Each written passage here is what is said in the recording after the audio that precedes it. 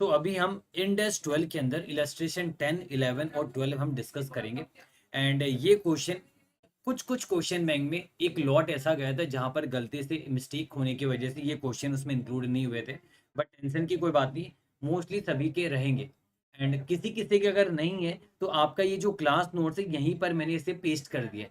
तो ये जो आपके नोट्स रहेंगे, नोट्स में आपका ये क्वेश्चन मैंने पेस्ट कर दिए, तो अब वहां से प्लीज रेफर कर लीजिएगा। और माफ कीजिएगा, कभी कभी हो जाती है, हम इंसान हैं, हमसे गलती हो जाती है। एंड सो बस माफ कीजिएगा उस चीज के लिए। और इलस्ट्रेशन 10, 11, 12 ये तीन क्वेश्चन इसके अंदर है। एंड ये तीन क्वेश्चन अभी हम अच्छे से कर लेंगे, बहुत ही अच्छे से मैं आपको समझा दूंगा। एंड मैं गारंटी देता हूँ कि लास्ट में ये बहुत ईजी लगने वाला आपको, बहुत ही ज्यादा ईजी लगेगा आपको ये क्वेश्चन। हम एकदम ईजी वे में हम कर लेंगे इसे सॉल्व। चलिए, तो मैं अभी आपको ये क्वेश्चन डिस्कस करवाता हूँ मैं आपको भी। चलो ठीक है, आइए हम देखते हैं। इलस्ट्रेशन 10, 11, 12 तीनों एक साथ हो जाएगा, बस आप पार्टिसिपेट कीजिएगा, ध्यान देना अच्छे से, तब अच्छे से हो जाएगा। H limited is a manufacturing company wanting to calculate its taxable profit और loss for the year ended 31 March 2008। Profit and loss का स्टेटमेंट और other comprehensive income the balance sheet and the notes are given below. क्या बोला कि tax rate for the financial year 2007-8 का 30% दिया हुआ है, और नया टैक्स रेट कितना है, 32% है।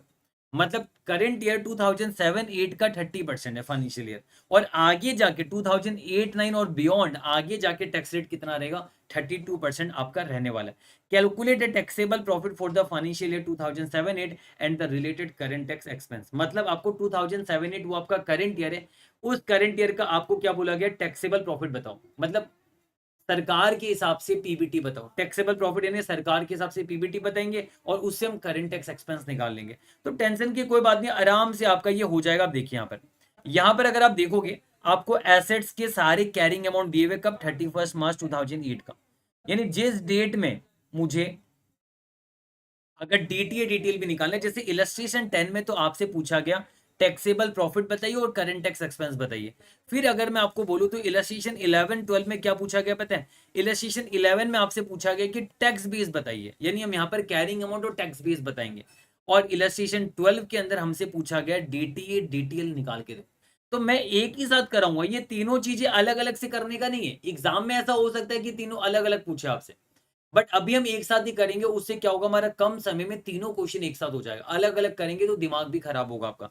तो ये तीनों मुझे एक ही साथ कराना, मतलब अल्टीमेटली मुझे क्या क्या निकालना है, मुझे टैक्सेबल प्रॉफिट निकालना है, ठीक है, जिससे करंट टैक्स एक्सपेंस निकलेगा। करंट ईयर का कितना टैक्सेबल प्रॉफिट है, सरकार के हिसाब से कितना प्रॉफिट है, जिस पे करंट टैक्स निकालना है।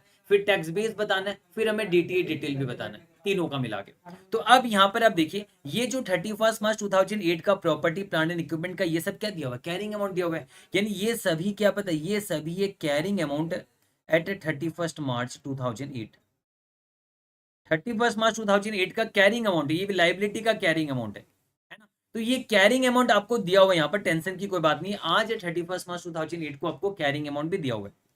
प्रॉफिट एंड लॉस का स्टेटमेंट दिया हुआ है। चलो ठीक है, सोल्यूशन तो मैं आपको समझाने के लिए अच्छे से कराऊंगा, कोई दिक्कत नहीं है। मतलब क्वेश्चन की शुरुआत कहाँ से हो रही है, क्वेश्चन में ये बैलेंस शीट दिया आपको, और उसके बाद आपको कुछ कुछ नोट्स टू अकाउंट्स दिए। यही नोट्स टू अकाउंट्स का हम जिक्र करके हम अल्टीमेटली सॉल्यूशन करेंगे। तो अब यहाँ पर हमें करंट टैक्स एक्सपेंस निकालना है। सबसे पहली बात मुझे यहाँ पर देखो, इन्होंने statement of profit and loss दिया, जिसके अंदर इन्होंने मुझे प्रॉफिट बिफोर टैक्स बता दिया 59,50,000। प्रॉफिट बिफोर टैक्स मतलब क्या, ये अकाउंटिंग प्रॉफिट है, ये बुक्स ऑफ अकाउंट्स के हिसाब से हमारा अकाउंटिंग प्रॉफिट है। तो ये जो 59,50,000 है, ये अकाउंटिंग प्रॉफिट जो हमने निकाला है, ये कैसे निकाला, ये as per books of accounts निकाला है। क्या ये आपका टैक्सेबल प्रॉफिट है, नहीं, इसमें कुछ एडजस्टमेंट करना होगा, क्योंकि हमारे इंड एस के प्रोविजन अलग होते हैं, सरकार के प्रोविजन अलग होते हैं, है ना। तो इसलिए मैं यहाँ पर इसको रिकंसिलेशन के हिसाब से समझा दूंगा। मैं काम करता हूँ, मैं यहाँ पर लिख के छोड़ देता हूँ अकाउंटिंग प्रॉफिट।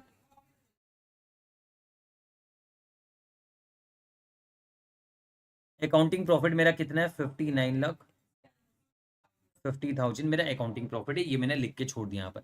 डन। अब हम आगे एक एक करके हम पॉइंट्स डिस्कस करेंगे, नोट्स टू अकाउंट्स का एक एक करके पॉइंट सारा हम डिस्कस करेंगे। अब मेरी बात ध्यान से सुनो, यहाँ पर depreciation expense for the year financial year 2007-8 current year की बात कर रहे हैं। एज पर इनकम टैक्स आपको डेप्रिसिएशन का इतना क्लेम मिलेगा। Depreciation as allowed for the purpose of financial reporting included in operating cost आपका इतना है। मतलब बुक्स ऑफ अकाउंट्स के हिसाब से इतना है, और गवर्नमेंट के हिसाब से आपको इतना मिलेगा। Cost of PP is 5 crore 60 lakh and H Limited deducted expenses of 1 crore 45 lakh 60,000 in its tax returns prior to financial year 2007-8. Further, as of March 31st, 2008, H Limited for the first time revalued its property, plant and equipment to market value of 4 crore 20 lakh. Revolution surplus भी 30 लाख 80,000 दिया हुआ। मेरी बात ध्यान से सुनिए यहाँ पर। आप यहाँ पर क्या हो रहा है बेसिकली, आपका अकाउंटिंग प्रॉफिट जो आपने निकाला 59,50,000, ये अकाउंटिंग प्रॉफिट आपने निकाला, ये यहाँ पर दिया होगा। इसमें आपने डेप्रिसिएशन कौन सा माइनस क्या होगा, as per books of accounts 59,50,000, यही तो आपने माइनस किया था आपने इस पे, है ना। और लेकिन माइनस करना चाहिए कौन सा, ये वाला माइनस करना चाहिए, क्योंकि सरकार आपको ये अलाउ कर रही है, ये तो आपको अलाउ कर ही नहीं रही, ये तो आपका बुक्स ऑफ अकाउंट्स के हिसाब से। तो अगर मुझे रिकंसिलेशन करके इसी से मैं करंट टैक्स निकालूंगा, इसी से मैं टैक्सेबल प्रॉफिट निकालना चाहता हूं, तो टैक्सेबल प्रॉफिट के लिए मैं बोलूंगा कि जो डेप्रिसिएशन आपने चार्ज किया था उसे आप एड बैक कर दीजिए। जो डेप्रिसिएशन आपने चार्ज किया था उसे एड बैक कर दीजिए। कितना आपने 59,50,000 चार्ज किया था, उसे हम एड बैक कर देंगे। और हम माइनस कौन सा करेंगे, माइनस कौन सा करेंगे, ये 72,10,000 रियल में आपका डेप्रिसिएशन अलाउड होगा इनकम टैक्स एक्ट के हिसाब से। कितना आ रहा है, 72,10,000, ये आपका अलाउड होगा इनकम टैक्स के हिसाब से, ये हम माइनस करेंगे। तो मैंने टैक्सेबल प्रॉफिट निकालने के लिए जो डेप्रिसिएशन का एडजस्टमेंट है वो मैंने कर दिया, जो माइनस होना था वो एड बैक कर दिया, और जो माइनस करा था हमने, जो माइनस किया था उसे मैंने ऐड बैक कर दिया, और जो रियल में अलाउड है वो हमने माइनस किया पर। अब मेरी बात ध्यान से सुनो, अकाउंटिंग प्रॉफिट यानी पीबीटी है, ये पीबीटी जो है ना, ये अभी तक ओसीआई का कोई भी एडजस्टमेंट यहाँ पर नहीं है, ओसीआई की बात ही अभी तक नहीं हुई यहाँ पर, क्योंकि प्रॉफिट बिफोर टैक्सेशन हम निकालते हैं, उसके बाद अदर कॉम्प्रहेंसिव इनकम जाता है। तो अदर कॉम्प्रहेंसिव इनकम का कुछ यहाँ पर जिक्र है, यहाँ पर रिवैल्यूएशन का, उसका कोई रोल नहीं पड़ेगा। क्यों, क्योंकि हम ओसीआई से हम रिकंसिलेशन कर ही नहीं रहे, हम सीधा अकाउंटिंग प्रॉफिट से पहुंच रहे, प्रॉफिट एंड लॉस से पहुंच रहे, ओसीआई का कोई काम ही नहीं है। तो आपको उसका करंट टैक्स में कोई भी कुछ करने की जरूरत नहीं है, आपको यहाँ पर कुछ भी करने की आवश्यकता नहीं है आपको यहाँ पर। अब ये तो मैंने कर लिया यहाँ पर, ये करने के साथ साथ मुझे एक और काम करना है, मुझे यहाँ पर ये जानना है कि पीपी का कैरिंग अमाउंट कितना है। जैसे मुझे 2 काम करना है, एक मुझे 3 काम करने हैं हर आइटम में। एक तो मैंने करंट टैक्स निकालने में मुझे मदद चाहिए, तो करंट टैक्स निकालने के लिए टैक्सेबल प्रॉफिट सही होना पड़ेगा, तो टैक्सेबल प्रॉफिट सही होने के लिए जो एडजस्टमेंट करना था वो दोनों एडजस्टमेंट कर दिया। ये आपका माइनस हुआ था, ये एड बैक कर दिया, और जो रियल में माइनस होना चाहिए वो माइनस कर दिया। तो टैक्सेबल प्रॉफिट का तो एडजस्टमेंट हमने यहाँ पर कर ही दिया, और कुछ करने की जरूरत नहीं। अब मुझे क्या चाहिए, कैरिंग अमाउंट चाहिए पीपी का कितना है। तो कैरिंग अमाउंट मुझे इसमें देखने की आवश्यकता ही नहीं है, कैरिंग अमाउंट तो सीधा मैं बैलेंस शीट से देख सकता हूँ। पीपी का, पीपी का कैरिंग अमाउंट कितना, 4 crore 20 लाख है ना, ये मैं सीधा लिख सकता हूँ यहाँ पर। और देखो इन्होंने 4 crore 20 लाख लिया भी है, रिवॉल्यूशन वगैरह करके सब कुछ, ये तो मुझे बैलेंस शीट से मिल गया 4 crore 20 लाख। मतलब रिवॉल्यूशन का भी इंपैक्ट कैरिंग अमाउंट में जाएगा, एग्री, टोटली एग्री, और वो जाने के बाद ये पूरा आपके बैलेंस शीट से सीधा उठाया, उसमें सब एडजस्टमेंट किया हुआ है, लेकिन उसका इंपैक्ट आपके टैक्सेबल प्रॉफिट में नहीं पड़ेगा, क्योंकि हम अकाउंटिंग प्रॉफिट से सीधा ले रहे हैं। अब सरकार तो ऐसे भी रिवॉल्यूशन में कोई क्लेम आपको देती नहीं है, अकाउंटिंग प्रॉफिट में ऑलरेडी रिवॉल्यूशन का इंपैक्ट नहीं, क्योंकि वो प्रॉफिट बिफोर टैक्स है, पीएनएल से लिया, ओसीआई का अभी तक कोई एडजस्टमेंट आपके स्टेटमेंट ऑफ पीएल में दिखाया हुआ नहीं है। तो आपको सीधा हमने क्या किया, हमने ये ऐड किया और ये माइनस किया, बात खत्म। कैरिंग अमाउंट हमने पता कर लिया। अब टैक्स बेस मुझे जानना है, टैक्स बेस का मतलब क्या है, सरकार के हिसाब से कैरिंग अमाउंट। तो सरकार के हिसाब से कैरिंग अमाउंट क्या होगा, इन्होंने बता दिया कि पीपी का जो कॉस्ट था ना इनिशियली वो 5 crore 60 लाख था, पीपी का कॉस्ट 5 crore 60 लाख था। और एच लिमिटेड ने 2007-8 करेंट ईयर से पहले एच लिमिटेड ने इतना का डेप्रिसिएशन चार्ज किया अपने टैक्स रिटर्न में, यानी टैक्स पर्पस के लिए मैं ये बोल सकता हूं कि मेरा कॉस्ट जो था वो 5 crore 60 लाख था। ये मैं गवर्नमेंट के हिसाब से, इनकम टैक्स के हिसाब से बात कर रहा हूं मैं। कॉस्ट मेरा 5 crore 60 लाख था, 560 लाख था मेरा कॉस्ट। उसमें मैंने टिल डेट तक, पिछले साल तक मैंने 1 crore 45 लाख 60,000 मैंने माइनस कर दिया, चार्ज कर दिया टैक्स रिटर्न में। देखो टैक्स रिटर्न लिखा हुआ भी। और करंट ईयर का कितना जाएगा, करंट ईयर का ये जाएगा, करंट ईयर का allowable as per income tax, यानी ये प्रीवियस प्रायर ईयर तक का हो गया, ये प्रायर ईयर तक का है। और करंट ईयर का डेप्रिसिएशन कितना है, कितना है आपका करंट ईयर का डेप्रिसिएशन, 72,10,000। तो आपका टैक्स बेस आ जाएगा यहाँ पर, टैक्स बेस आ जाएगा आपके यहाँ पर, बताओ कितना, 5 करोड़ 60 लाख माइनस 1456000 माइनस 72,10,000, 342,30, 342,30,000।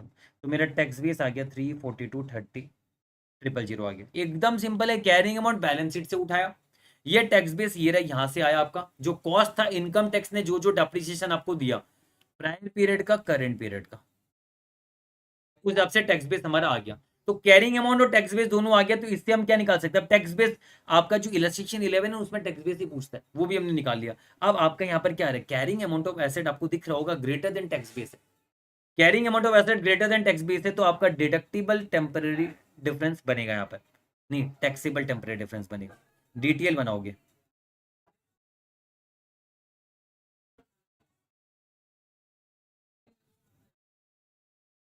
77,70,000 और आपका डीटीएल कितना बनेगा फिर इसका 30%, 23,31,000,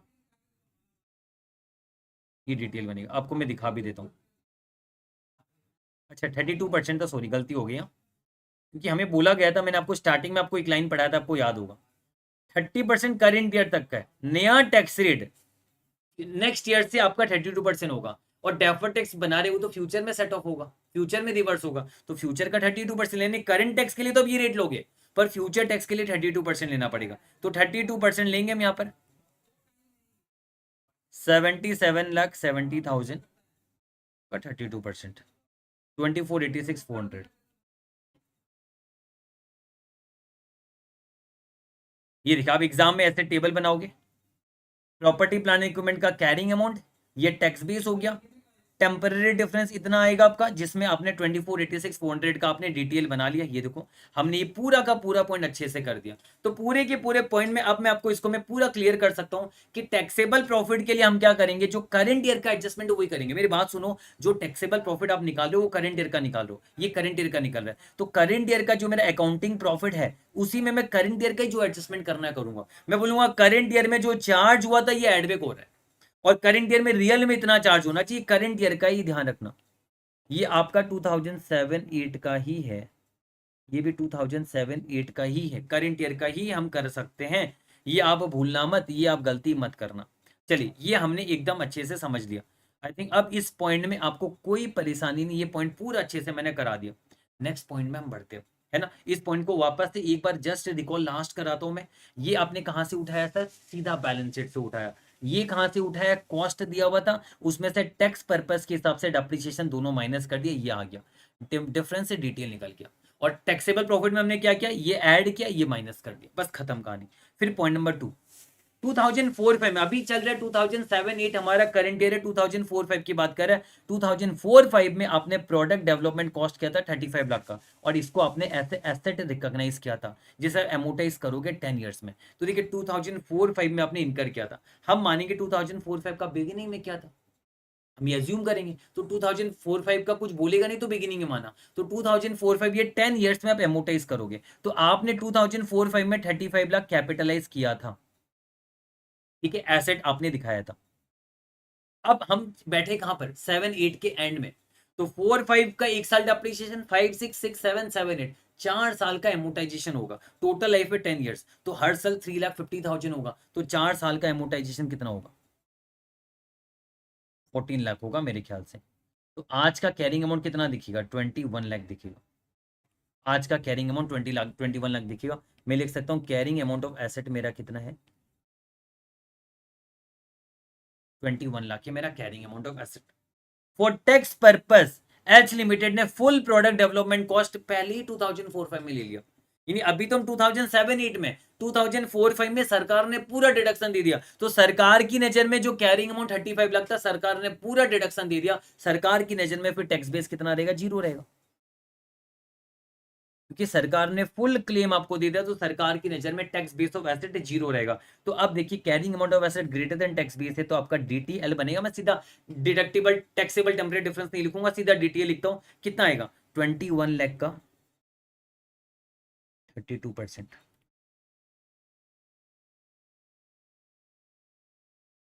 6,72,000, ये आएगा हमारा। आप देख लो 6,72,000, ये देखो 21 लाख जीरो 6,72,000, ये मैंने पूरा क्लियर करा दिया। पॉइंट नंबर 1 2 कुछ नहीं, कैरिंग अमाउंट लिखना है, टैक्स बेस लिखना है, डिफरेंस, फिर आपका ये टैक्सेबल टेम्परेरी डिफरेंस है, डीटीएल, डीटीएल है तो टैक्सेबल टेम्परेरी डिफरेंस होगा। ये अपने टेबल आराम से बना लोगे, कोई दिक्कत वाली बात नहीं है, आराम से बन जाएगा आपका।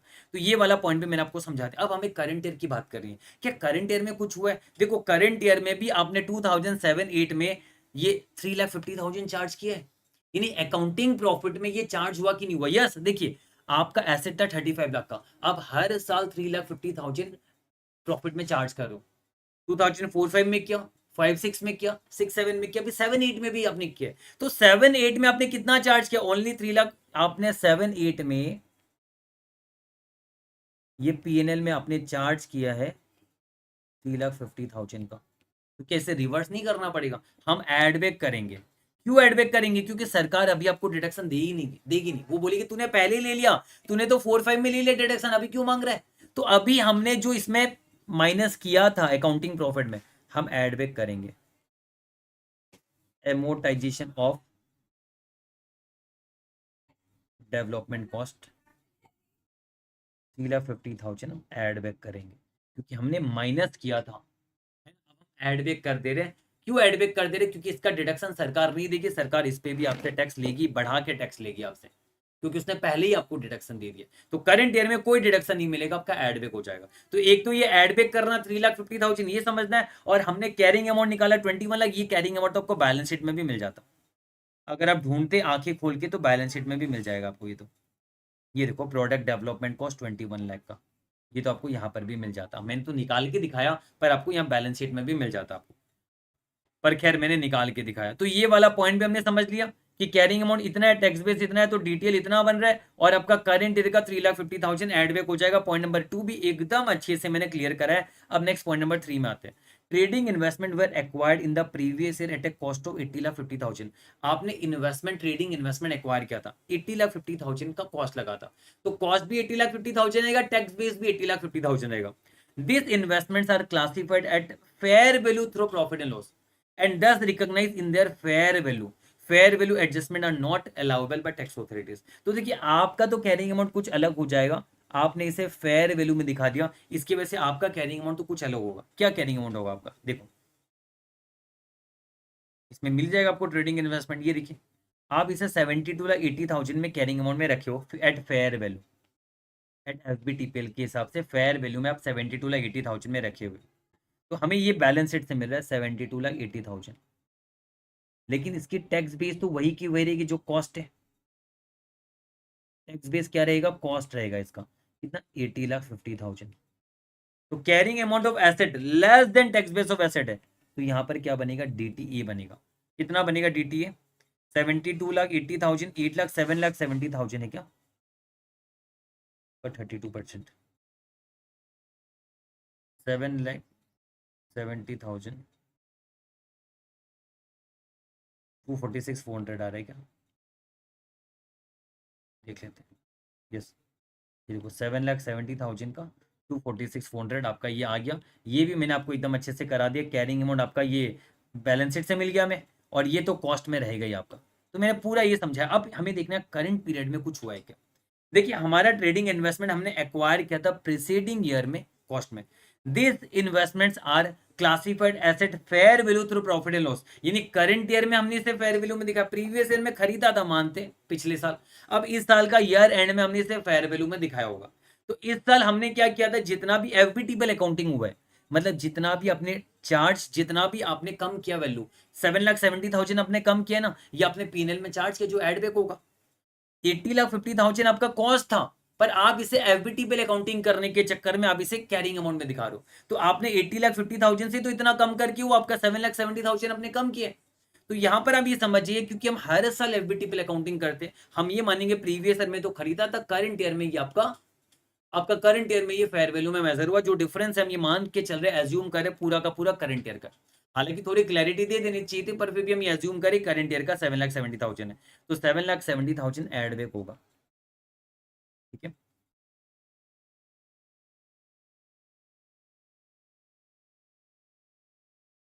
जो एफबीटीपीएल में आपने मेजर किया था वो एड बैक होगा।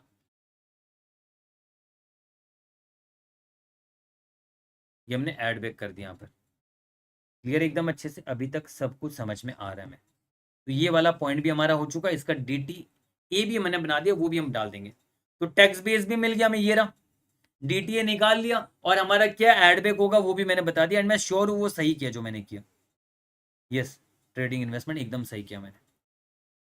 पॉइंट नंबर 4 ये लास्ट में कराऊंगा, ये थोड़ा सा अच्छा है, यही थोड़ा सा क्रिटिकल लग सकता है आपको, इसको स्टार देंगे, मैं लास्ट में करेंगे। पहले छोटा छोटा कर लेते हैं, पॉइंट नंबर 5 कर लेते हैं। एच लिमिटेड ने प्रोविजन बनाया for inventory obsolescence in accordance with Ind AS 2 requirements. New provision created 2007-8 में आपने प्रोविजन क्रिएट किया 3,78,000 का टोटल प्रोविजन, जबकि 6,30,000 का ऑलरेडी क्रिएट हो चुका है। लेकिन आपका जनरल प्रोविजन होने की वजह से ये टैक्स डिडक्शन आपको नहीं मिलेगा, यहाँ पर टैक्स का कोई डिडक्शन नहीं मिलेगा। तो अब आपको कोई इन्फॉर्मेशन नहीं दिया कि क्या कैरिंग अमाउंट है, क्या टैक्स बेस है। देखो मुझे कैरिंग अमाउंट तो मिल जाएगा बुक से, बैलेंस शीट से मिल जाएगा कैरिंग अमाउंट कितना इन्वेंट्री का। कैरिंग अमाउंट मुझे यहाँ से मिल जाएगा, देखो इन्वेंट्री का कैरिंग अमाउंट मुझे मिल गया 10640,000। कैरिंग अमाउंट कितना 10646,000, ये क्या, यस 10640,000, सॉरी।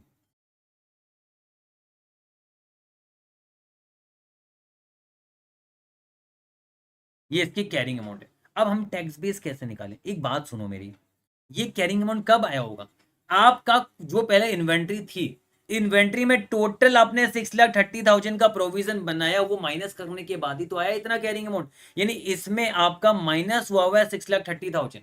तो ओरिजिनल जो आपका इन्वेंट्री का कॉस्ट था वही तो टैक्स बेस रहा होगा। तो टैक्स बेस कितना होगा, टैक्स बेस आपका होगा 10640,000 प्लस 6,30,000। और ये 6,30,000 आपका जो है, ये आपने माइनस किया था इन्वेंट्री ऑब्सोलीट बोल के, पिछले साल कुछ किया, करंट ईयर में इतना किया, तो आपका टैक्स बेस कितना आ रहा है देखिए 106,406,40,000 यानी 12,70,000, 112,70,000 आएगा ये आपका। तो कैरिंग अमाउंट आपका इतना आ गया, टैक्स बेस आपका इतना आ गया। तो carrying amount of asset less than tax base of asset है, तो आपका DTA बनेगा कितने का, वो 6,30,000 का फर्क है, 6,30,000 का 32%,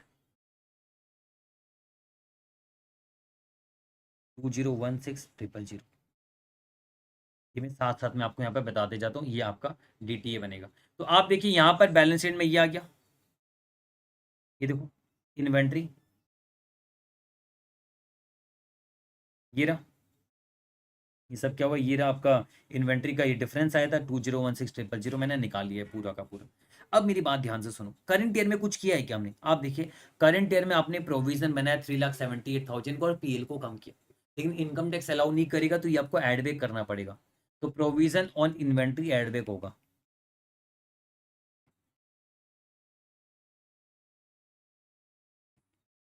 कितने का, करंट ईयर में जो बना है पूरा। अब बोलो सर पूरा ले ले, नहीं नहीं नहीं, जो करंट ईयर का ही हम हिसाब कर, टैक्सेबल प्रॉफिट तो करंट ईयर का निकाले करंट ईयर में, बाकी तो पिछले साल क्या उसका काम नहीं है। करंट ईयर में आपने 3,78,000 चार्ज किया था, तो सिर्फ करंट ईयर का ही होगा आपका, ये एड बैक हो जाएगा आपका 3,78,000 करंट ईयर का एड बैक हो जाएगा आपका। तो ये पॉइंट भी आपको एकदम अच्छे से क्लियर हो गया, DTA भी निकाल लिया। Government grant are not taxable, full government grant is included in the balance sheet. तो अगर टैक्सेबल नहीं तो मतलब नो टैक्स कंसेक्वेंसेस, और अगर नो टैक्स कंसेक्वेंसेस है तो ऐसे सिचुएशन में मैंने आपको सिखाया था, आप क्या करोगे, कोई carrying amount equal to tax base मान लोगे, मतलब नो DTA नो DTL, बात खत्म यहाँ पे, इसमें कुछ भी नहीं करना। फिर आगे पॉइंट नंबर 7 में देखिए, इन 2007-8 H limited the liability for product warranty cost increase किया 1,75,000 से, करंट ईयर में इंक्रीज किया इतना से। Product warranty cost are not tax deductible, जब तक आप पेमेंट नहीं करोगे तब तक आपको डिडक्शन नहीं मिलेगा। तो पहले तो मेरी बात आप ये सुन लो, 1,75,000 अपने करंट ईयर में लाइबिलिटी बढ़ाया था, मतलब पीएनएल में चार्ज करके लाइबिलिटी बढ़ाया, तो ये तो आपका टैक्स डिडक्शन मिलेगा नहीं। आप इतना पीएनएल में चार्ज करके आपने लाइबिलिटी बढ़ाया, आपने इतना पीएनएल में कम किया, हम एड बैक करेंगे। प्रोविजन फॉर लाइबिलिटी, ये जो 1,75,000 अपने चार्ज किया था, हम इसे ऐड बैक करेंगे, ये आपको नहीं दिया जाएगा, इसको ऐड बैक किया जाएगा। लेकिन इसके साथ एक और बात लिखा हुआ है यहाँ पर कि क्लेम जो है ना 2007-8 में हमने इतना का पे किया है, तो मेरी बात ध्यान से सुनो, हमने बुक्स ऑफ अकाउंट्स में इतना एक्रूअल बेसिस फॉलो करते हैं हम, तो बुक्स ऑफ अकाउंट्स में कैश बेसिस तो फॉलो करते नहीं है, तो हमने अपने बुक्स ऑफ अकाउंट्स में इतना चार्ज किया जिसे अब एड बैक कर दिया गया टू कैलकुलेट टैक्सेबल प्रॉफिट। अब सरकार क्या बोलती है पता है, जितना एक्चुअल में खर्चा करोगे उतनी का डिडक्शन मिल जाएगा, क्योंकि आपका जब तक पेमेंट नहीं करोगे आप तब तक आपको क्लेम नहीं मिलता है। तो आपने करंट ईयर में इतना पेमेंट किया तो करंट ईयर में इतना डिडक्शन मिलेगा आपको, तो इतना माइनस करो तो आपका डिडक्शन हो जाएगा ना। क्लेम पेड जो 2,70,000 ये आपको मिल जाएगा इसका डिडक्शन। तो जितना आप कैश बेसिस में आपने इतना पेमेंट किया है तो आपको इतने का डिडक्शन देगा। इन्हें सरकार क्या बोलेगी, आप ये प्रोविजन बना रहे हो डिसअलाउड, एड बैक करो। हाँ क्लेम आपने इतना खर्चा किया हम आपको इतने का क्लेम दे देंगे। तो ये तो बात हो गई यहां पर। अब हमें जानना है कैरिंग अमाउंट और टैक्स बेस। तो देखिए कैरिंग अमाउंट ऑफ लाइबिलिटी आपको कहां से मिल जाएगा, कैरिंग अमाउंट ऑफ लाइबिलिटी जितना प्रोविजन बनाया उतना आपको बुक्स में मिल जाएगा बैलेंस शीट में। तो बैलेंस शीट में देखिए आपको मिल ही जाएगा। ये क्या चिका था, ये प्रोडक्ट वारंटी कॉस्ट का। तो देखिए इसका प्रोविजन मिल ही जाएगा आपको, लाइबिलिटी बना हुआ है देखो, liability for product warranty cost. तो ये प्रोविजन बना बना के इतना लाइबिलिटी खड़ा हुआ है। आप हमेशा ध्यान रखिए जब भी आप प्रोविजन बनाते हो ना, तो आपका लाइबिलिटी तो यहाँ पर खड़ा हो रहा है पर सरकार की नजर में उसकी लाइबिलिटी जीरो रहेगी, क्योंकि सरकार तो प्रोविजन को कंसीडर नहीं करता। वो तो बोलता है जब एक्चुअल में पेमेंट करोगे तब डिडक्शन मिलेगा। तो ऑब्वियसली बात है ये जो liability for product warranty cost है आपकी 5,60,000 है, पर सरकार की बुक्स में जीरो रहेगी क्योंकि सरकार जनरल प्रोविजन को कंसीडर नहीं करती है। तो आपने तो प्रोविजन बनाया तो आपकी लाइबिलिटी खड़ी होगी, सरकार थोड़ी ना कोई प्रोविजन बनाएगा, तो सरकार की लाइबिलिटी कुछ भी नहीं रहेगा। आपकी कैरिंग अमाउंट ऑफ लाइबिलिटी 5,60,000 है, टैक्स बेस ऑफ लाइबिलिटी इसकी जीरो रहेगी। तो अब आपका carrying amount of liability greater than tax base of liability, तो DTA बनेगा आपका 5,60,000 का 32%, 179,200, 179,200 हमारा यहाँ पर देखो इस तरीके से हम बना लेंगे। देखिए 5,60,000 ये जीरो ही रहेगा, तो आपका 179,200 हमने ये बना लिया यहाँ पर। ठीक है, आई थिंक आपको ये पूरा का पूरा समझ में आ रहा है। हमेशा ध्यान रखना जो भी प्रोविजन का मामला होगा ना, प्रोविजन का मामला सरकार में जीरो रहेगा, क्योंकि सरकार वो प्रोविजन कभी क्रिएट ही नहीं करती। हम क्रिएट करें तो हमारी लाइबिलिटी बढ़ रही है, अगर हम प्रोविजन नहीं बनाते हमारी लाइबिलिटी खड़ी नहीं होती। हमने प्रोविजन बनाया उस वजह से हमारी लाइबिलिटी खड़ी हुई है। सरकार ने कोई प्रोविजन बनाना नहीं, वो तो कैश बेसिस फॉलो करती है, तो उनका टैक्स बेस तो हमेशा डब्बा ही रहेगा, जीरो रहेगा। हमारा जो जितना का प्रोविजन बना रहा उतना हमारा liability carrying amount of liability 5,60,000 का खड़ा दिख रहा था हमारा। ये देखो इतना का दिख रहा था हमारा। आई होप ये एकदम अच्छे से क्लियर हो गया आपको। तो ये पॉइंट भी एकदम अच्छे से क्लियर हुआ। और यहाँ पर ये ध्यान रखना करेंट पीरियड में दो चीजें हुई यहाँ पे। एक तो ये प्रोविजन को डिसअलाउ किया, एडबैक हो जाएगा, इतना आपने पेमेंट किया है तो आपको इसका डिडक्शन मिल जाएगा। डन। अब पॉइंट नंबर 8 में आते हैं। देखो during the year H limited ने इंट्रोड्यूस किया health care benefit for employee. Employee के लिए ड्यूरिंग द ईयर, करंट इस साल की बात कर रहा है, देखो ये लाइन अंडरलाइन करो, ड्यूरिंग द ईयर बोला है, करंट ईयर की बात कर रही है। एच लिमिटेड ने इंट्रोड्यूस किया health care benefits for employees. The expenses are allowable for tax purpose only when benefits are paid. यानी ये भी सारे खर्चे जब आप रियल में बेनिफिट दिया जाएगा तभी पे किया जाएगा। Recognize in profit and loss when employee provide service, यानी सरकार आपको कब डिडक्शन देगी, जब आप पे करोगे। बट आपने तो क्या पता हेल्थ केयर बेनिफिट्स का, आप तो इंडेक्स 19 के हिसाब से एक्रूअल बेसिस में प्रोविजन बनाते हो, तो आपने तो बुक्स में प्रोविजन बनाया होगा, तो ड्यूरिंग द ईयर ही आपने इंट्रोड्यूस किया है, तो आपके बैलेंस शीट में जो भी रहेगा वो करंट ईयर का ही रहेगा। तो आपने ड्यूरिंग द ईयर कितना बनाया है, ये देखो ये कब का है, ये करंट ईयर का ही आपने बनाया है। तो करंट ईयर में ये P&L में चार्ज हुआ है, ये पूरा करंट ईयर का एंटायरली जो कि चार्ज हुआ होगा P&L में। तो हमें सरकार क्या देगी भी, सरकार बोलेगी नहीं कैश बेसिस में देंगे हम तो ये डिसअलाउ कर दिया जी आपने P&L में चार्ज किया होगा, ये एड बैक करो। मेडिकल बेनिफिट फॉर एम्प्लॉइज आप एड बैक करोगे, और पूरा का पूरा करंट ईयर का है, बोल ही दिया during the year he introduce हुआ है। तो ये आपने इतना P&L में चार्ज किया, एड बैक करो फटाफट 24,50,000, ये एड बैक करेंगे। अब देखो कैरिंग अमाउंट कितना रहेगा, कैरिंग अमाउंट उतना ही रहेगा जितना आपका टोटल प्रोविजन है बैलेंस शीट में, पूरा का पूरा करंट ईयर का ही। तो कैरिंग अमाउंट ऑफ लाइबिलिटी आपका 24,50,000 है। देखिए कैरिंग अमाउंट ऑफ लाइबिलिटी आपका कितना है, 24,50,000 है। Tax base of liability zero रहेगा, क्योंकि सरकार की नज़र में ये जीरो ही है, क्योंकि सरकार कभी प्रोविजन नहीं बनाती, आपने बनाया, तो आपका DTA बनेगा यहाँ पर 24,50,000 का 32%,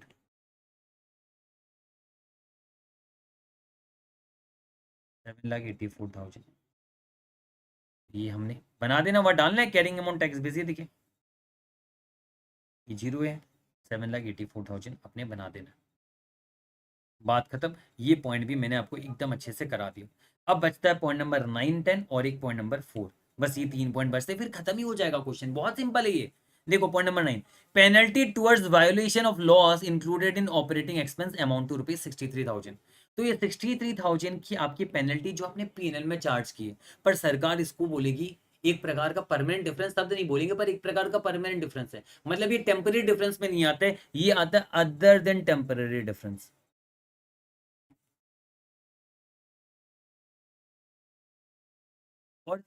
और सिर्फ ध्यान रहे, जो टेम्पररी डिफरेंस है जो फ्यूचर में रिवर्स होंगे, मतलब सरकार आज अगर आपको डिसअलाउ कर रही है, फ्यूचर में क्या अलाउ करेगी नहीं करेगी, तो इसका डीटीए भी नहीं बनने वाला। तो ये ध्यान रखना, अदर देन टेम्पररी डिफरेंस के मामले में कोई डीटीए डीटीएल यहाँ पर नहीं बनने वाला। नो डीटीए डीटीएल यहाँ पर कुछ नहीं बनने वाला। हाँ, ये 63,000 जो आपने पीनल में चार्ज किया, इसको डिसअलाउ किया जाएगा और एड बैक करना पड़ेगा आपको।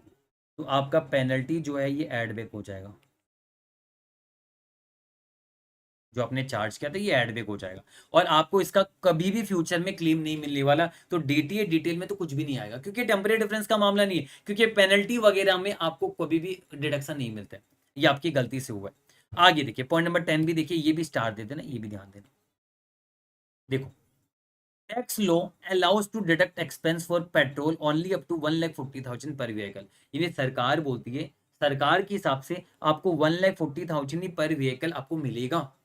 यानी 4 व्हीकल आपने 2007-8 में यूज किए, तो 4 व्हीकल का कितना हो जाएगा, 1,40,000 इंटू 4, 5,60,000 का ही आपको डिडक्शन मिलेगा।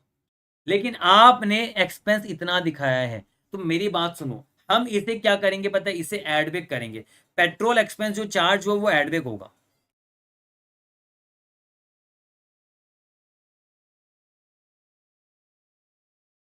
जो आपने चार्ज किया वो एड बैक करो, 7,21,000। और पेट्रोल एक्सपेंस जो आपको अलाउड होगा वो माइनस करोगे, जो अलाउेबल है कितना, 5,60,000, यही माइनस होगा आपका। यानी आपका ये डिसअलाउ हो जाएगा जो आपने चार्ज किया था, और इतना ही आपको अलाउ किया जाएगा। अब जो डिसअलाउ होगा क्या फ्यूचर में अलाउ होगा नहीं, ये कोई टेम्परेरी डिफरेंस का मामला नहीं है। इतना ही आपको जितना देना था इस साल दे दिया, फ्यूचर में कुछ नहीं देने वाली, ऐसा थोड़ने बोला है अभी नहीं दे रहे बाद में देंगे। ये भी अदर देन टेम्परेरी डिफरेंस का मामला है, ये भी क्या है, अदर देन टेम्परेरी डिफरेंस का मामला है।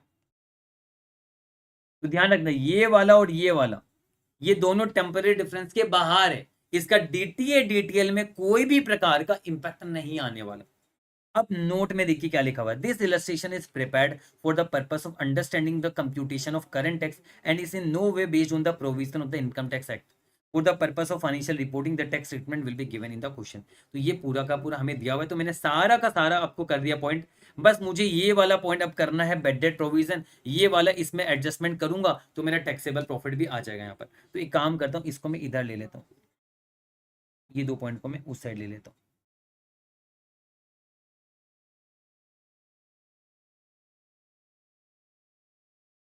है ना। इसको मैं थोड़ा छोटा कर देता हूँ, नीचे रख देता हूँ। तो यहां तक क्या बताइए मुझे, सब कुछ बराबर है एकदम अच्छे से, यहां तक सब बराबर है। तो अब हम पॉइंट नंबर 4 देखते हैं, इसमें अब आप ध्यान देना, और उसके बाद ही खत्म हो जाएगा पूरा का पूरा। एक सेकंड रुको, देखो, bad debt provision amount to 45,50,000। आपने बेड डेट का प्रोविजन बनाया कितना, 45,50,000। इसको मैं कुछ इस प्रकार समझाऊंगा, आप ध्यान देना। एक काम करते हैं, इसको हम एक बार थोड़ा साइड में रखते हैं। देखिए, बैड डेट किस में बनता है, ट्रेड रिसीवर्स में बनता है। सबसे पहले आप देखो, ट्रेड रिसीवर्स इतना है, 219,10,000 है। यानी carrying amount of trade receivers 219,10,000 है।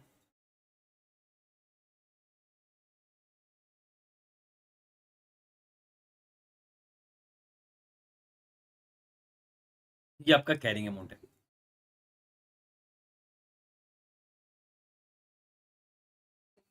219,10,000 है। अब एक बात सुनो मेरी, ये कैरिंग अमाउंट है। हमने इसमें क्या किया पता है, इसमें हमने 45,50,000 का प्रोविजन बनाया। अगर मैं इसमें प्रोविजन एड बैक कर दूं मैं, तो क्या मेरा कॉस्ट नहीं आ जाएगा? Cost overall original carrying amount नहीं आ जाएगा? Original carrying amount of trade receivers नहीं आ जाएगा मेरा? 219,10,000 था, प्लस 45,50,000 कर दो, 264,60,000। मतलब मेरा कहना है कि ओरिजिनली आपका ट्रेड रिसीवर्स इतना ही था। ओरिजिनली आपका ट्रेड रिसीवर्स इतना था, आपने उसमें इतना प्रोविजन बनाया, तब जाके आपका कैरिंग अमाउंट इतना हो गया आपका। ये हमने समझा। मतलब अब मैं अगर लिखूं, इधर इधर मैं कैरिंग अमाउंट लिखूं और इधर मैं टैक्स बेस लिखूं, तो मैं ये कहना चाहता हूं कि मेरा ओरिजिनली कितना था, कैरिंग अमाउंट भी 264,60,000 था और टैक्स बेस भी 264,60,000 था। ये था मेरा दोनों का ओरिजिनल। हमने क्या किया, प्रोविजन बनाया बुक्स ऑफ अकाउंट्स में, 45,50,000 का हमने प्रोविजन बनाया, तब हमारा कैरिंग अमाउंट आया बुक्स ऑफ अकाउंट्स में 219,10,000 हमारा आया। पर टैक्स बेस में तो ये प्रोविजन आपको अलाउ ही नहीं करेगा, वो बोलेगा हम तो अपनी मर्जी से चलते, हम आपको थोड़े ना आपके हिसाब से 45,50,000 अलाउ कर देंगे। क्या पता पूरे ही ना करे, क्या पता अगर पूरे ना करे तो पूरा का पूरा टैक्स बेस इतना रहेगा, उसके लिए आपको क्वेश्चन पढ़ना पड़ेगा। पर कैरिंग अमाउंट तो आपको बैलेंस शीट से मिल रहा है। तो आप एक बार ओरिजिनली टैक्स बेस पता कर लो कि बिफोर प्रोविजन आपका जो अमाउंट था वही तो आपका टैक्स बेस रहा होगा, वही आपका कॉस्ट रहा होगा। आपने प्रोविजन इसमें माइनस कर दिया, इसमें अलाउ था आपका इंडेक्स के हिसाब से माइनस कर दिया, पर सरकार के हिसाब से कितना होगा उसके लिए क्वेश्चन पढ़ना पड़ेगा। देखिए सरकार के हिसाब से क्या होगा, यहाँ पर बोला 45,50,000 का बेटर प्रोविजन था, और ये दो अलग अलग डेटर का है। डेटर ए 28 लाख का और डेटर भी 17,50,000 का। देख लो, डेटर ए 28 लाख का, डेटर भी 17,50,000, दोनों मिला के आप देख लो 28 लाख और 17,50,000 मिला के कितना होता है, 45,50,000 होता है। ये 45,50,000 होता है, दो पार्ट कर दिया बोला। अब बोला डेटर ए जो है ना, ये रिसीवेबल आपका ओरिजिनेट हुआ था 2005-6 में, और आपने 100% प्रोविजन रिकॉग्नाइज कर दिया था प्रीसीडिंग ईयर में, यानी अभी 2007-8 चल रहा है, आपने 2006-7 में इसको आपने पीएनएल में चार्ज किया था प्रोविजन बना के। कितना? 28 लाख आपने पीएनएल में चार्ज किया था 2006-7 में। डन। मतलब करंट ईयर में तो पीएनएल में चार्ज दूंगा, पिछले साल पीएनएल में चार्ज हुआ, बोली देना बस 100% प्रोविजन अपने बुक्स में दिखाया प्रीसीडिंग ईयर में। और डेटर भी 17,50,000 था, और ये रिसीवल ओरिजिनेट हुआ था 2006-7 में, और अपने 100% प्रोविजन बुक्स में कब बनाया, करंट ईयर में 2007-8 में। यानी 17,50,000 आपने पीएनएल में कब चार्ज किया, 2007-8 में किया। 2007-8 यानी करंट ईयर में, तो करंट ईयर में ये पीएनएल में 17,50,000 चार्ज हुआ है। इसको तो हम एड बैक करेंगे, क्योंकि ये आपको रियल में मिलेगा नहीं, रियल में तो सरकार जो देगी वो मिलेगा, ये तो अपने बुक्स में चार्ज किया। मतलब बुक्स में जो टोटल 45,50,000 चार्ज हुआ, नहीं देखिए, जो बुक्स में टोटल प्रोविजन इतना चार्ज हुआ ना 45,50,000, इसमें बोल दिया 6-7 में आपने 28 लाख चार्ज किया था, 7-8 में इतना किया था। तो ये एज पर बुक्स है, तो ये आपको क्या करना है, एड बैक करना है। जो आपने 7-8 में चार्ज किया ये आपको अलाउ नहीं करेगी सरकार, तो ये तो एड बैक होगा। तो हमारा ये एड बैक कैसे होगा, इसको मैं एक बार और छोटा करके यहाँ पर नीचे रख दो। ये देखो, आपका जो बैड डेट प्रोविजन है जो 7-8 में आपने चार्ज किया था, वो एड बैक करो। कितना? 17,50,000 ये एड बैक करेंगे। अब हम उतना ही बैड डेट प्रोविजन दिखाएंगे जो अलाउेबल है,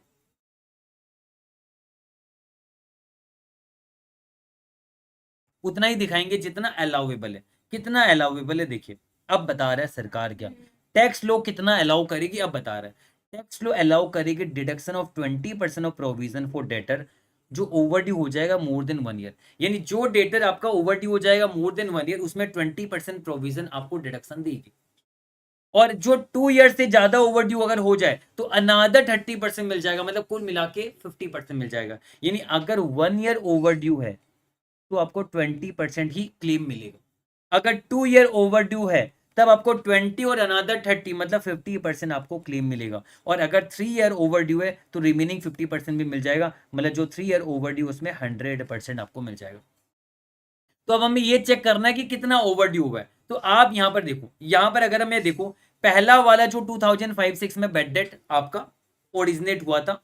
तो ये 2006-7 में 1 ईयर का ओवरड्यू था और 7-8 में आपका 2 ईयर का ओवरड्यू था। तो टोटल आपको 50% मिलेगा। यानी ये मैं बोल सकता हूँ ये 28 लाख आपका कब ओरिजिनेट हुआ था? 2005-6 में। तो 6-7 में ये 1 ईयर का ओवरड्यू था। 6-7 में हम बोलेंगे 1 ईयर का ओवरड्यू और 7-8 में हम बोलेंगे 2 ईयर का ओवरड्यू है। तो 6-7 में आपने 20% क्लेम किया होगा। हम ये बोलेंगे 28 लाख का। ये देखो, अगर मैं 6-7 की बात करूं, 6-7 में आपने क्या क्या होगा, 7-8 में क्या क्या होगा आपने, ये देखो टोटल आपका 28 लाख था। 28 लाख का 20% 6-7 में आपने क्लेम किया और 28 लाख का 30% आपने 7-8 में क्लेम किया। 5,60,000 आ रहे हैं और 28 लाख का 30% 8,40,000 ये आ रहा है आपका। यानी कितना आपको क्लेम मिलेगा? 13 लाख 14 लाख आपको क्लेम मिलेगा यहाँ पर। यानी जो 28 लाख का है ना, उसमें आपको 14 लाख मिलेगा टोटल क्लेम। जो आपने 6-7 में इतना क्लेम आपको मिल जाएगा, 7-8 में इतना क्लेम मिल जाएगा। तो 7-8 में कितना क्लेम मिल रहा है? 8,40,000 का आपका क्लेम आपको अलाउ किया जा रहा है।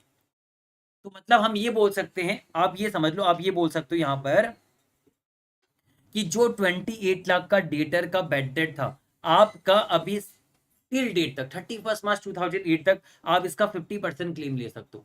यानी 28 लाख का 50% यानी 14 लाख क्लेम ले सकते हो। 14 लाख आपका माइनस हो जाएगा, किससे? टैक्स बेस से माइनस हो जाएगा। इतना आपको क्लेम दे रही है। फिर अगर हम बात करें आगे 17,50,000 की, डेटर बी जो है 17,50,000, ये ओरिजिनेट हुआ था 6-7 में। तो अभी 7-8 में तो 1 ईयर का ओवरड्यू हुआ है। तो ये 17,50,000 में आपको 7-8 में खाली मिलेगा 20%। तो 17,50,000 में कितना मिलेगा?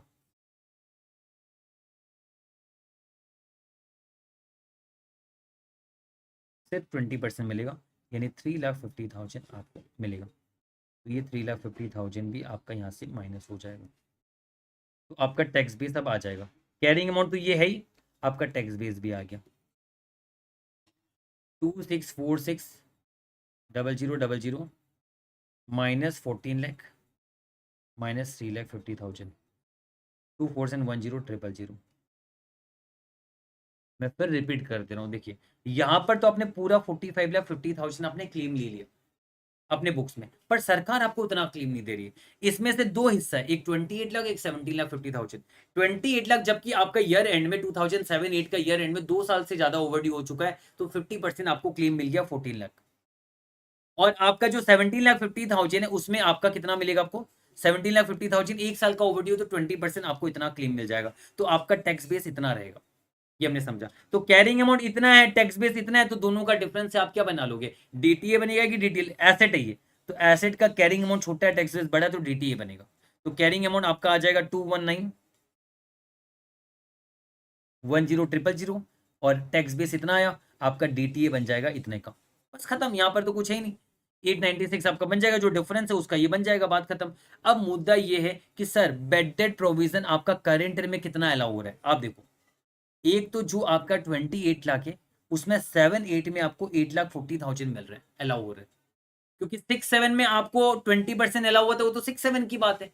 7-8 में इतना अलाउ हो रहा है, बाकी 8-9 में अलाउड होगा। और यहां पर आपका 17,50,000 में 7-8 में आपका 3,50,000 अलाउ हो रहा है। तो 7-8 में जितना अलाउ हो रहा है उतना आपका माइनस होगा। 840 और 350 कितना आ रहा है? 11,90,000। तो क्या हम बोल सकते हैं बेड डेट प्रोविजन आपका अलाउेबल होगा कितना? 11,90,000 ये आपका अलाउ होगा। ये कैसे आया? 8,40,000 प्लस 3,50,000। या बोल सकते हो 8,40,000 ये कैसे आया? 28 लाख का 30%, जो आपका 7-8 में अलाउड हुआ, और 17,50,000 का 20%, जो 7-8 में आपको अलाउड।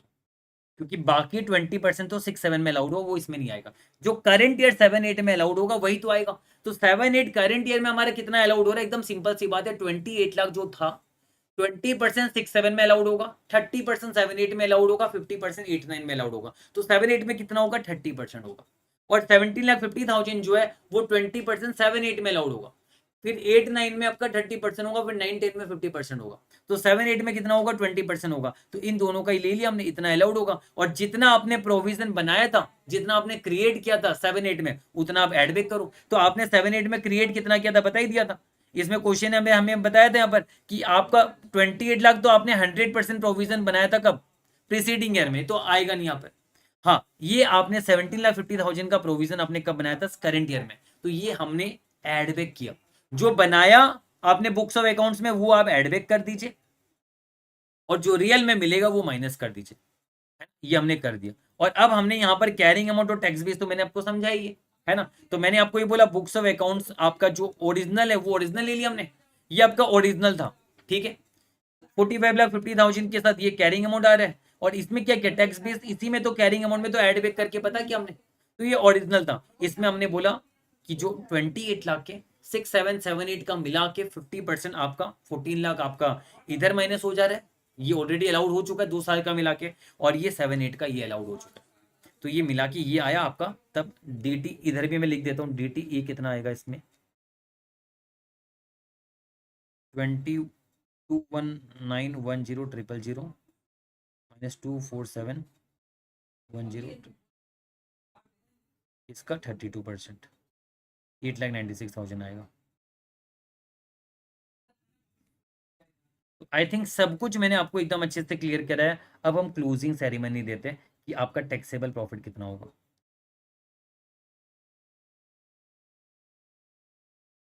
बता दो मुझे, टैक्सेबल प्रॉफिट कितना होगा आपका। 59,50,000 प्लस 59,50,000 माइनस 72,10,000 प्लस 7, और ये एक साथ कर दो 10 लाख 11,20,000 प्लस एक साथ कर दे रहा हूँ 2 मिला के, फिर plus 3,78,000 plus 1,75,000 minus 217,000 plus 24,50,000 plus 63,000 plus 7,21,000 minus 5,60,000 plus 17,50,000 minus 11,90,000, 93,80,000 आ रहा है। ये आपका टैक्सेबल प्रॉफिट हो गया, देख लेना आंसर ये आएगा। ये देखो 93, कितना मजेदार तरीके से किया। तो आपका करंट टैक्स क्या होगा, ये टैक्सेबल प्रॉफिट का 30% करंट टैक्स होगा आपका। मैं एक काम करता हूँ, इसको मैं नीचे लेके जाता हूँ,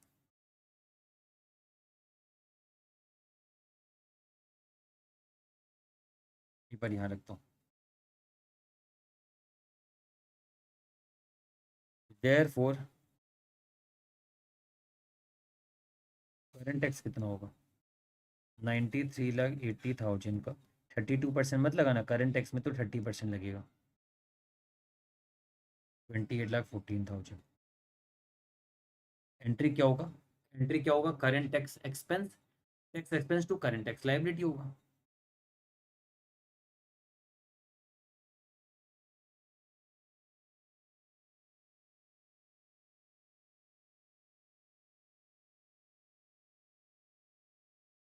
पूरा समझा दिया मैंने एकदम अच्छे से,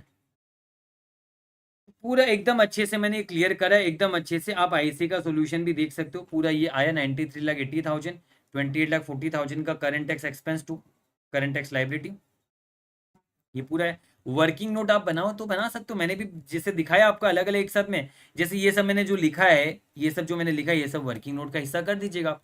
यहाँ पर तो मैंने अंडरस्टैंडिंग करने के लिए यहाँ पर ही लिख दिया, आप इसको वर्किंग नोट में डाल देना, आपको डालना हो तो हो गया इसके साथ। तो ये वाला पार्ट तो हमने पूरा एकदम अच्छे से कर लिया, कोई दिक्कत है ही नहीं, ये वाला पार्ट पूरा हो गया। अब अगर हम बात करें यहाँ पर देखो मैंने सारा करवाया, जो जो मैंने हाईलाइट किया सारा हो चुका है मेरा। ये देखो ये डीटीए बना, ये बना, ये सब, ये तो इन्वेस्टमेंट इन सब्सिडरी में तो कुछ है ही नहीं डिफरेंस, तो ये कुछ करना ही नहीं था। आप नहीं लिखोगे तो भी चलेगा ये वाला, ये तो ऐसे भी कुछ नहीं होना है। बाकी कैश का भी कुछ भी नहीं करना, कैश एंड कैश इक्विवेलेंट भी। फिर बाकी डेफर्ड ग्रांट का भी मैंने बोला, इसमें भी Canning amount equivalent tax base हो जाएगा, ये भी नहीं लेना है। ट्रेड पेबल में भी कुछ अदर इन्फॉर्मेशन नहीं था, मतलब कोई डिफरेंस है ही नहीं। तो आपका अल्टीमेटली ये सारा जो डीटीए डिटेल बना, कुल मिला के डीटीए इतने का आ रहा है और डीटीएल इतने का आ रहा है, तो नेट डीटी एल इतने का आएगा, तो इसकी एंट्री क्या होगी, नेट डिटेल इतने का आएगा तो इसकी एंट्री क्या होगी, tax expense to defer tax liability हो जाएगा 851200, 851200, बस बात खत्म। तो देखो यहाँ पर इलस्ट्रेशन 11 में इन्होंने टैक्स बेस निकाला सारा का सारा, देखो जो इलस्ट्रेशन 11 में इन्होंने पूछा ही हमसे ये था, based on the balance sheet for previous example calculate tax base. तो टैक्स बेस तो हमने जो निकाला था सभी का वो यहाँ पर लिखना है और कुछ नहीं है, जो आपने निकाला था, जो मैंने ऊपर ऑलरेडी इसमें निकाल के रखा हुआ है, ये देखो ये सब जो टैक्स बेस निकाला था ना, ये टैक्स बेस ही लिखा हुआ है यहाँ पर, जो जो टैक्स बेस आपने निकाला था यहाँ पर ये लिखा हुआ ऊपर से पता चल जाएगा। तो टैक्स बेस तो आपका ऑलरेडी निकाला हुआ, ये तो आप देखोगे तो समझ में आ जाएगा, इसमें कुछ है नहीं, कुछ काम का नहीं था। फिर लास्ट में इलस्ट्रेशन 12 के अंदर ये जो ये आंसर है जो ऊपर मैंने ले लिया रहा, ये आंसर है आपका, जो डेफर टैक्स का टोटल आया था 851200। तो पूरा का पूरा मैंने क्वेश्चन आपको एकदम अच्छे से करा दे, कुछ था ही नहीं। तो आपको एग्जाम में ऐसा नहीं कि सब कुछ पूछा जाएगा, मेरे ख्याल से तो सिर्फ डिटेल पूछेगा, या फिर आपसे सिर्फ पूछ लेगा कि आप है ना वो बता दो करंट टैक्स का टैक्सेबल प्रॉफिट निकालने को दे देगा, पूरा चांस है कि टैक्सेबल प्रॉफिट निकालने को बोलेगा वो। तो वो टैक्सेबल प्रॉफिट तो मैंने लिख लिख के कराया आपको, ये देखो कितने प्यार से एकदम अच्छे से। तो टैक्सेबल प्रॉफिट भी कराया, डिटेल भी सबका इंडिविजुअली निकाल के दिखाया, सिंपल। इतना बड़ा क्वेश्चन नहीं आएगा, छोटा रूप में देगा, 2-3 पॉइंट का क्वेश्चन देगा आपको छोटा रूप में, इतना बड़ा क्वेश्चन नहीं देगा। बट हमने ये पूरा का पूरा सॉल्व किया, और आप आई थिंक यहाँ पर आपकी जो पीडीएफ है, क्लास नोट्स की पीडीएफ है, उसके अंदर ही आपका ये पीडीएफ रहेगा, ये ऑलरेडी एक्यूमुलेट कर दिया, इसके अंदर ही मैंने ऐड कर दिया। अब आपको इलस्ट्रेशन 10, 11, 12 में कुछ परेशानी नहीं करनी, बस जैसे मैंने कराया वैसे 2 बार वीडियो देख लेना और प्रैक्टिस कर लेना। अच्छे से प्रैक्टिस कर लोगे तो ये क्वेश्चन एकदम बल्ले बल्ले आराम से हो जाएगा, कोई दिक्कत वाली बात नहीं यहाँ पर। तो हमने ये पूरा इंडेक्स 12 कवर किया, और 3.5 पेज का 2.5 पेज का समरी नोट्स था इंडेक्स 12 का, वो कभी भी गो थ्रू करोगे इंडेक्स 12 पूरे काबू में रहेगा आपके। ठीक है, थैंक यू सो मच।